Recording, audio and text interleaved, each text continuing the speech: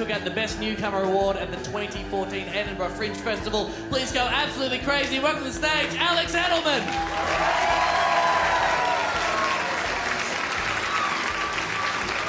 Hey guys. Hey. This is so cool. Hi, my name is Alex. I'm a comedian. I'm from New York. I'm a Jew. I'm not just a Jew, I'm an Orthodox Jew. I've never had bacon. I'm that kind of Jew. I've never tried bacon. I've tried MDMA, but I've never tried bacon.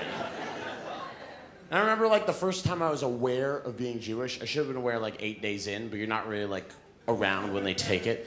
I was at a children's birthday party, and not for my circumcision. That would be a terrible children's birthday party. If your kid came home and you were like, how was the party? And he was like, there was the weirdest magician you've ever seen. I was at a children's birthday party, my whole family was there, and I reached for a slice of pizza that had sausage on it, and my grandfather slapped my hand away and said, you can't have that, we're Jewish. And I said, what does that mean? He said, it means you'll never be happy. And I was like, what? He says, it means you'll never be happy with the way things are, and you always question things. You always want things to be different from the status quo. And I said, I don't want to be Jewish. And he went, that's the most Jewish thing there is. I love New York. I love living there. My first job when I moved to New York City is I worked at a KFC.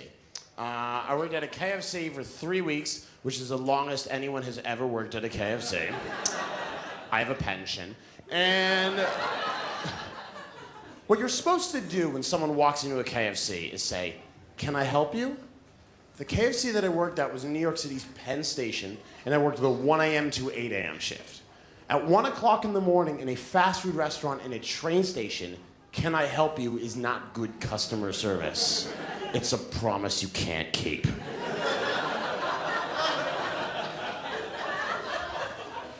This woman comes in once, and she's at least 350 pounds. And by the way, like, I've been in the UK a lot, and it's hard to tell, like, this part of the joke because, like, they don't use pounds there. Pounds is, like, money. They use, like, different things for weight. So, like, they use, like, kilograms or, like, that's right, they use stone. So, like, I had to be like, this woman came in, she was 1 boulder, and... and she gets to the front, and I said, can I help you? And she went, I don't know, can you? And I was just like, oh yeah, of course. I was like, what would you like to eat? And she goes, I don't know. And I was like, what are you feeling? Which is also the wrong question. Because she goes, well, I'm tired, and I'm homesick, and I miss my family. What do you think I should get, you little asshole? And because I was like 17 and I had no other option, I was like, if you miss your family, we have a family bucket. You can get family buckets. That is the best I can do. It's so funny, now I have this job and this is the best job. And sometimes like, sometimes it's weird, like I do weird shows or I follow weird acts. Like I was performing this summer at a festival in Scotland and I had to follow, okay. I performed at Tea in the Park, which is this mud and drugs festival they have in Scotland. I don't know how to explain it to people who haven't been there in this part of the world, but just like, if you guys know Lord of the Rings, it's like Mordor, but without all the nice local residents. And I'm performing on the cabaret stage, which is a booking error. And I had to follow a burlesque act, which is never a good idea. Because no one's ever like, those ladies are really sexy. Let's see what a skinny Jew has to say about it. And I'm talking to one of the other performers, and she said, what do you do? And I said, I'm a comedian. And she went, oh my God, I could never do that. And I was like, thank you, I'm a hero. And I was like, what do you do? And she went, I'm a sword swallower. And I was like, you're impressed by the comedy thing? And she went, yeah, what if it doesn't go well?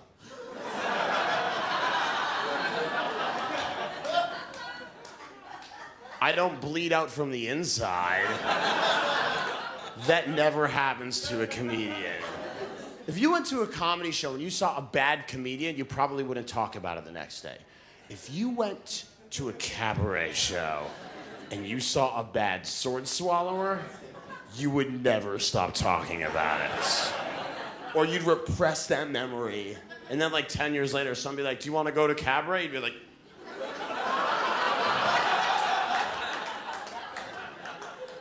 I went once in the 90s. And she had hiccups. I don't even know how you become a sword swallower, because as a comedian, you start in an open mic or an open spot and you work your way up. You cannot do that as a sword swallower. You can't be crap and get better. Because if you mess with attempt number 1, there's no attempt number 2. And there are no open mic nights where someone can show up with like a butter knife and be like, hi, I'm hoping to get way better at this. All right, guys, thank you so much for having me. I'm Alex Edelman. Enjoy the rest of your festival. I'm going to talk about 2 of my heroes. I'm going to get out of here. Has anyone heard of Coco the gorilla? Yeah, well, a bunch of you guys. Coco the gorilla, for those of you that don't know, is a gorilla that speaks fluent sign language. And in 1999, this is true, Coco met Robin Williams. And last year, they told Coco that Robin Williams had passed away, and Coco went, Coco friend, Coco sad. Yeah, which is sad. But on the plus side, how funny was Robin Williams that even gorillas were like, this guy is unbelievable. My comedy barely works if you're not a Jew from New York City. Robin Williams crossed the species barrier. That's the best comedian.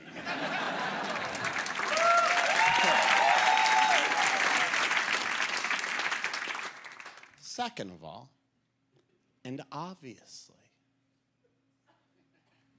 did they have to tell the gorilla that Robin Williams had passed away? She wasn't gonna catch it on CNN or anything like that. Someone walked into a gorilla enclosure. In like early 2018, they're like, hi, Coco? Can you put down the banana? We have bad news. And they tell Coco, and Coco's like, oh no.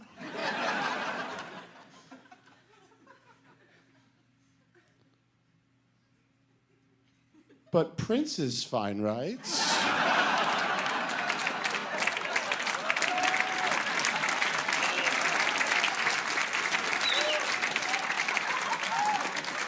Get the gun. Coco, calm down. And Coco's like, why was the last David Bowie album so sad? And they're like, Coco! And Coco's like, what else do you know?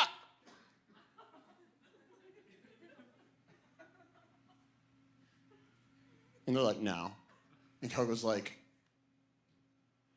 and they're like, no. And Coco's like, who's the president now? And they're like, should we tell her he's a relative? Coco, calm down.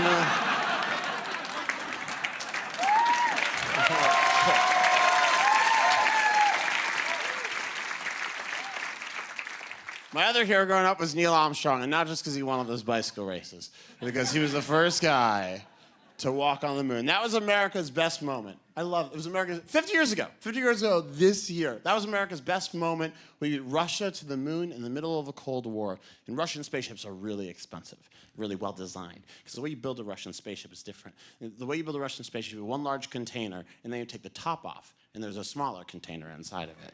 And then you take the top of that, there's a smaller container inside of it. And then you take the top of that, and there's a smaller container inside. I will do this until everybody is laughing. And then you take the top of that, and in the middle, babushka. And America sent 3 men into space. They sent Buzz Aldrin, they sent Neil Armstrong, and no one ever knows the third guy. No one ever. His name's Michael Collins. No one ever knows the third guy. And that's horrible, because Neil Armstrong might be like one of the most famous men of the 20th century. Michael Collins, third guy on that mission. He isn't even the most famous Michael Collins. There's a movie called Michael Collins starring Liam Neeson. It's about a different guy. And America sent these 3 guys into space, taking 4 days to get there. I don't know times when they got there, but I know it was nighttime. Because the moon was out. And then exactly 35 years later, I met Neil Armstrong in an elevator in New York. I walked in, this is totally true, and he was right there, and I was like, Mr. Armstrong? He's like, yeah. I said, can I have your autograph? And he said, I don't do that. And I said, Mr. Armstrong, could I have a picture with you? And he said, I don't do that. And I said, Mr. Armstrong, could I shake your hand? And I'll never forget this. He just looked at me, he went, kid, go away. You've only known me for a couple of minutes, but if you need to know one thing about me, it's this. If I'm not having a good time, no one's having a good time. And because I was 15 and I only knew from sarcasm, I looked at Neil Armstrong and I said, this is the worst Make-A-Wish I could have possibly asked for.